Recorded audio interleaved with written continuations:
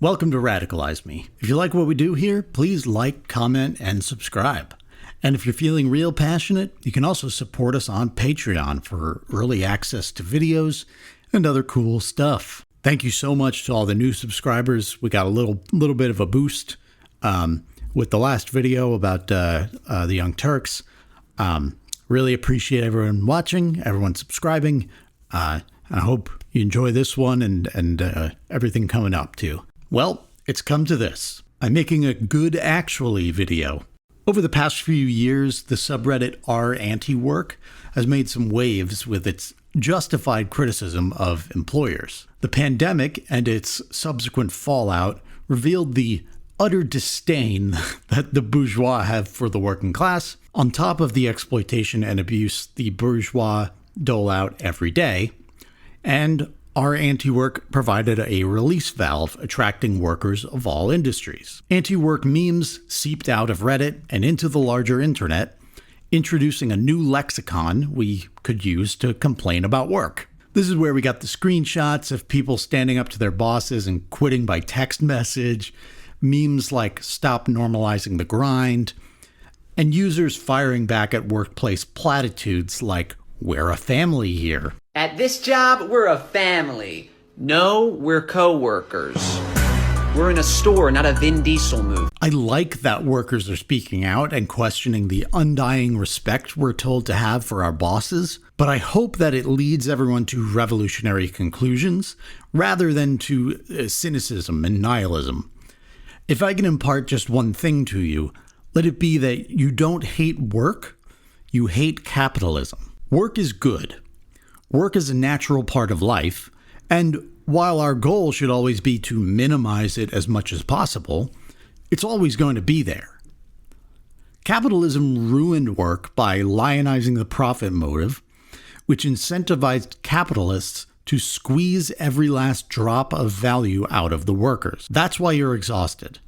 That's why you feel like you can't even live life during your precious few hours of the week you're not at work. Work is supposed to provide something for you, produce a meaningful output. You build a chair, now you have a chair. You grow food, now you have food to eat. You build a guitar, you get to play it. You make music, people get to hear it. But a lot of us now are, as Marx would say, alienated from our work. You might sell tens, hundreds, or even thousands of items a day that you can't afford to buy even one of. You might build machines all day and then get paid a wage that doesn't even come close to the value that machine will create for someone else. You might harvest food all day and not have enough food to eat at home. And all of this work results in so much surplus food or machinery or Funko Pops that your boss can't sell it all. And all of that shit gets thrown in the garbage. Seriously, literally, it's all trashed.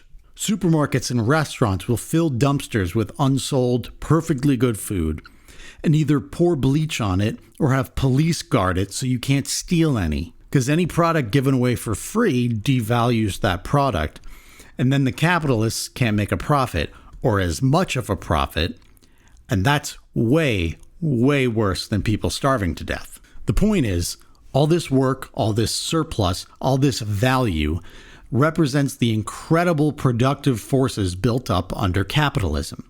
It's okay for us to acknowledge and appreciate this aspect of capitalism, much like Marx himself did. But now it's time to move beyond capitalism so we can thrive and enjoy the abundance we have all worked together to create. This doesn't mean we won't have to work at all under socialism or communism, but we wouldn't have to overwork. When the profit motive is replaced by a planned economy oriented to the needs of the proletariat, there will be no need to spend as much time at work as we currently do. We'll create what needs to be created, sell what needs to be sold, move what needs to be moved, and that's it. We can have a 4 or 6 hour workday. It's not impossible. You've just been told it is because the 8-hour day is the shortest workday the capitalists are currently willing to put up with, in most cases. I'm not immune from the anti-work attitude. I often hate doing much of anything beyond making music, playing video games, and just hanging out. But when I started my full-time job, I realized that a job is just a job, and it doesn't have to define you. The biggest problem with it is the 8-hour day, which most jobs are going to make you do. It's fucking exhausting, but otherwise it's fine. I enjoy the work, I believe in the product, my coworkers are cool, and it feels good to contribute to something. We, like the rest of the working class, just need to be liberated from the oppressive drive of the profit motive. I grew up in the 90s, which was kind of the heyday of media about hating work. The Big Lebowski and Office Space especially come to mind. In The Big Lebowski, instead of pitting the millionaire capitalist Jeff Lebowski against a socialist or even a more vague, hardworking man of the people, it's Jeff the Dude Lebowski. His dudeness or duder or, El Duderino. A lazy slacker who has pretty much checked out of society. But all the dude really cares about is getting his rug back. They really tied the room together. I'm not even saying it's a bad movie. I actually liked it. But it did feed this empty, hollow anti-work critique that ran rampant in the larger culture back then. Office Space is another great example. It's super cathartic to watch a guy go from normal everyday life to completely turning on the business he works for and all of society's expectations. When Ron and his friends hit their breaking point, they come up with a scheme to gradually steal small amounts of money from Initech. How is that not stealing?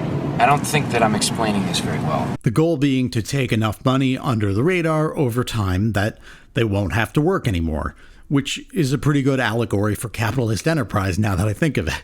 But just like The Big Lebowski, Office Space ultimately offers an empty critique of work with no revolutionary conclusions. Now again, I like this movie, and I'm not trying to say it's bad. For my 14th or 15th birthday, I just had a bunch of friends over to watch Office Space. It warms my heart to see the guys destroy the printer, and the damn it feels good to be a gangster sequence is iconic.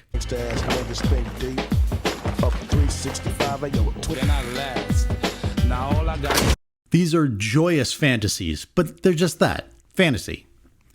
You could do that stuff. You could do a cyber heist against your employer, but what does that accomplish? These are just small acts of defiance amidst a larger system you have no control over. It's spitting in the ocean because you got wet. For more on this topic, I recommend reading Why Marxists Oppose Individual Terrorism by Leon Trotsky. If you don't like Trotsky, sorry, eat my shorts. You don't have to be a hardcore Trotskyite. Hardcore Trotskyites. Hardcore. But it's a good short piece about the futility of individual terror and the importance of organization, strategy, and most importantly, numbers in any revolutionary action. To Trotsky's point, I don't criticize what the guys in Office Space do because I think they should respect their employer and ask nicely for a raise or something.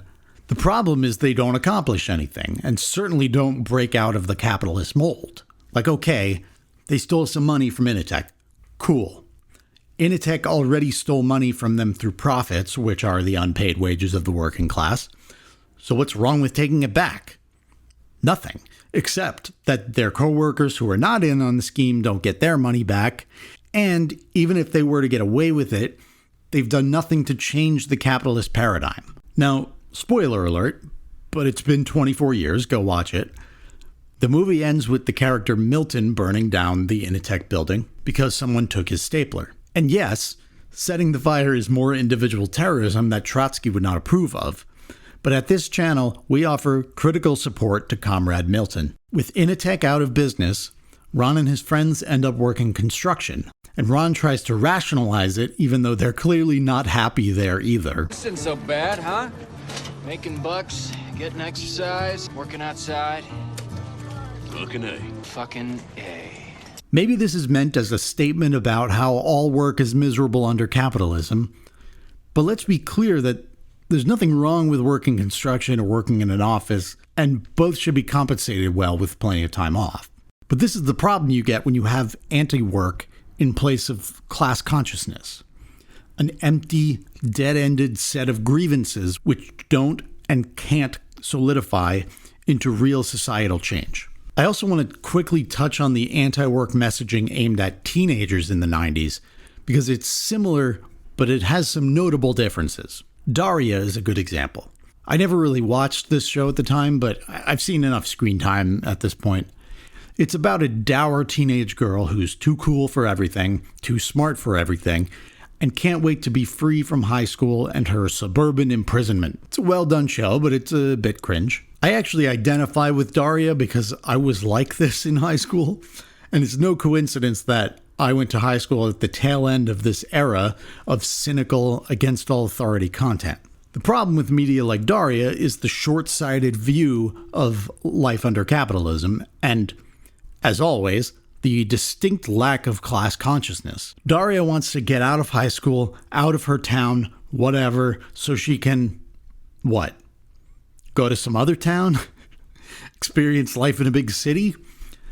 After high school, she'll have to go to college or start working, or both, and definitely have to work after college. And work and college are both firmly within the capitalist system. Maybe she'll have some cool job that she likes, but odds are she'll live a similar life to her parents if she's lucky, given that, assuming the show took place in real time, she's an elder millennial, and the 2008 crash happened less than a decade after she graduated high school. This type of empty critique just amounts to complaining, and it doesn't lead anywhere. This is just my own conjecture, but I truly believe that this is why so many people end up miserable. Now that we know what flawed critiques of work look like, let's take a look at a good one. King of the Hill, wow, Mike Judge really dominated the 90s, was a masterful satire of not only the American South, but of capitalism and the political and socioeconomic landscape of the 90s. The reason I say King of the Hill did a better job of critiquing work is that it was aware of its place in time. It's historically materialist. The writer Francis Fukuyama branded the post-Cold War era the end of history, the idea being that capitalism and liberal democracy had defeated fascism and communism, and now we were at the peak of organized human society. The contradiction is that, at this time, 2 decades of politicians whittling away at the labor movement and the social safety net had put workers in a precarious position, with their wages no longer keeping pace with inflation and productivity. We've talked about Roseanne on this channel before, a show that also did an incredible job portraying this reality in the late 80s. However cringe Roseanne herself ended up in the current day. King of the Hill grabbed the torch in the 90s when superstores like Walmart were aggressively taking over communities all over the US, putting smaller shops out of business.